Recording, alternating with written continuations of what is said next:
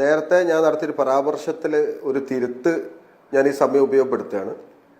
ഞാൻ പറഞ്ഞ കാര്യത്തിൽ ഹണി റോസിൻ്റെ ഡ്രസ്സിനെ സംബന്ധിച്ച് ആഭാസകരമായ ഡ്രസ്സ് എന്ന എൻ്റേതായ ഒരു വാക്ക് വന്നതായിക്കൊണ്ട് ഞാൻ ഓർക്കുന്നുണ്ട്. അത് വിനു അപ്പം തന്നെ തിരുത്തി.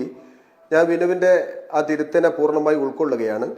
ഹണി റോസിന് ഇഷ്ടമുള്ള ഡ്രസ്സ് ധരിക്കാൻ അവർക്ക് സ്വാതന്ത്ര്യമുള്ള പോലെ അത് വിമർശിക്കാനുള്ള സ്വാതന്ത്ര്യം രാഹുൽ ഈശ്വറിനുമുണ്ട് എന്നതിനെയാണ് ഞാൻ പറഞ്ഞിട്ടുള്ളത്. അതിനിടയ്ക്ക് അവർ ധരിച്ച ഡ്രസ്സ് ആഭാസമാണ് എന്ന എൻ്റെ വാക്കിൽ വന്നിട്ടുള്ള പിഴവിൽ ഞാൻ ഖേദിക്കുകയും ചെയ്യുന്നു. ഞാൻ അത് സമൂഹത്തോട് തന്നെ അത് കാര്യങ്ങൾ പറയുകയും ചെയ്യാണ്.